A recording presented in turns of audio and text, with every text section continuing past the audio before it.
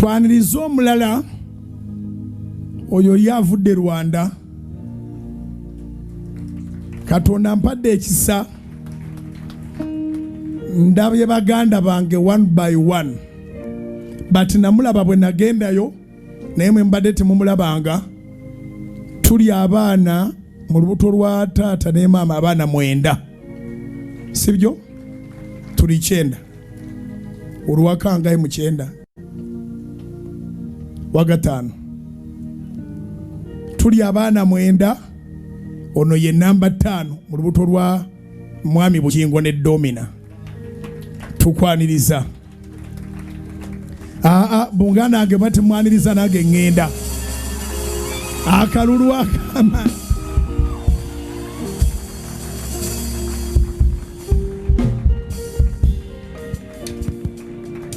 Mubadde mumanyi Fred, ono ye muhiire anzirako mulundi gwa 5.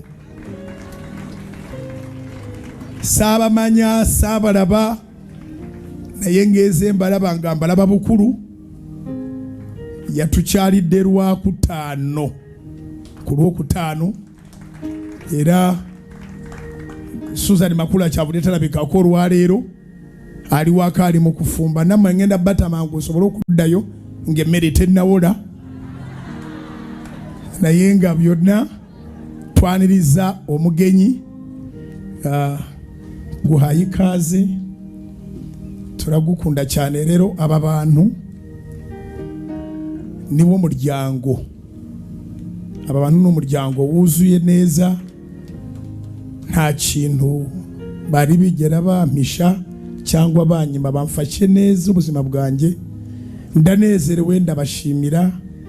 Niwo muryango mwansanganye nawo, kandi niwo muryango nzabana nawo, niwo muryango mpora namwe mbereka yuko dufite umuryango wundi. Bye ngambye nti bantu mwe famire yange, era ne mugamba famire eno gyolaba enkoze bulungi, teyina kiyali ennyimye, tembonyabonyangako. Famire eno enkoze obulungi obutali butono, era ne mugamba nti kyenvanga buli abeeraze mubalaga bategere nti tulina famire ennene okusinga eri gye saakula nayo. So famire bwe tuzigatta tubeera b'amaanyi.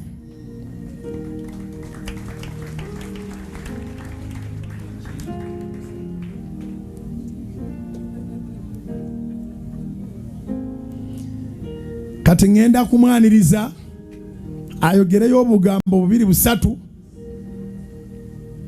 naye abansiimire. Bano abantu balungi, aba bano ni beza cyane, banjiriye neza nk'uko wumva biti neza. N'itorero ni abantu b'Imana.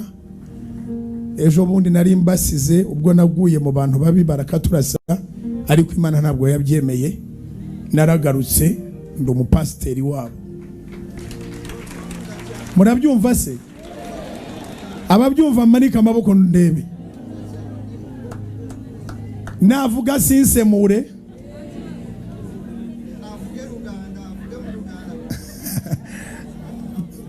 Tugwaye ikaze rero. Haleluya.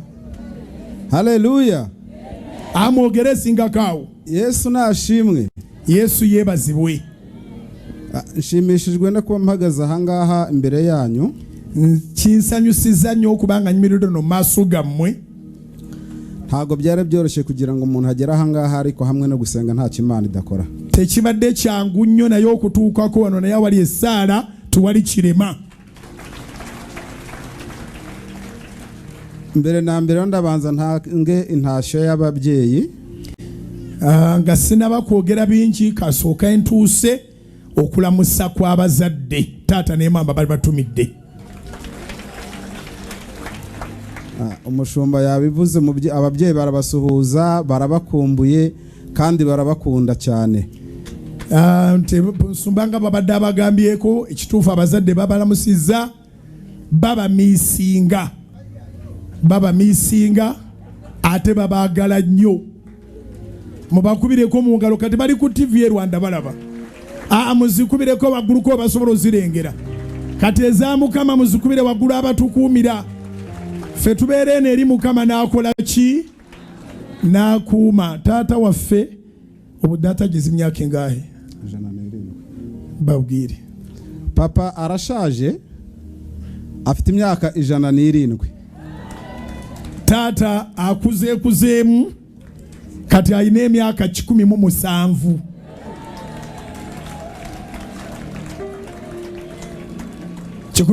ngambira neba nti Bujjingo talina gy'alaga amannya ge gange ne bano bonna balinako erya Bujjingo ye muhire Bujjingo naye nga agategeeza bulamu 17 naye kati simanyi alakyasobola kuuza motoka kajeni nanga leero biri ebyo yajjanga n'abeerako wano n'ayimirira n'atuulako wano tebikyasoboka takyatula mu mmotoka actually twabadde tunyumya n'aŋŋamba nti kati taata awezezza emyaka 4 nga taddangamu kukomba ku mmere emmere yagivaako dda nammwe muliyeeko anywa mata gokka. Amazina yanjye rero bayababwiye ni Muhire Bujjingo nk'uko bisanzwe iryo ni izina ry'umuryango ridashobora kuvaho. Amanya gange bagababulidde nze Muhire Bujjingo ngaira bwe kiri family name tevaawo. Bambwiye rero ngo mbifurize kusoza umwaka neza kandi muzatangire n'umwaka wa 2026 amahoro.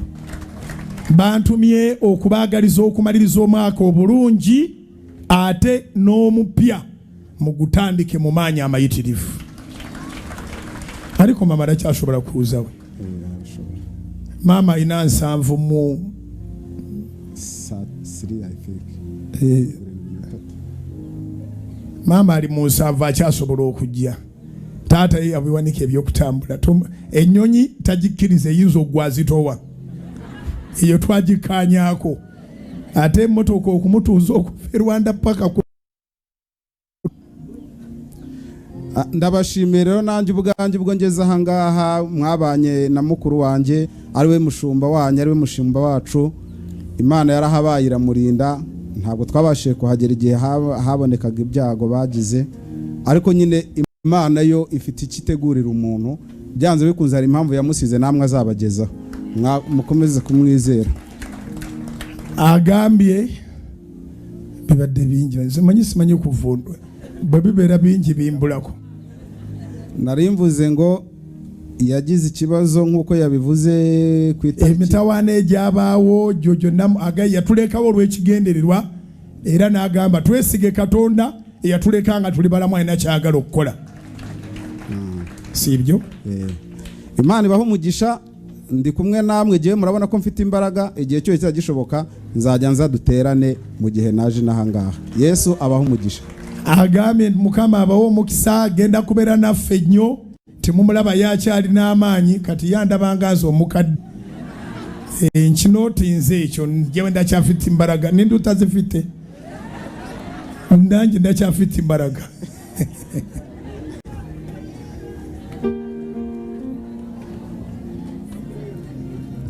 Nubwo avuga kyavudde agamba nti yakyalina amaanyi alaba engeri gyali nti anzirako gwa kutaano alabanga nze amaanyi agakendere mumubuulire nti nyina sitamina mbozi wangi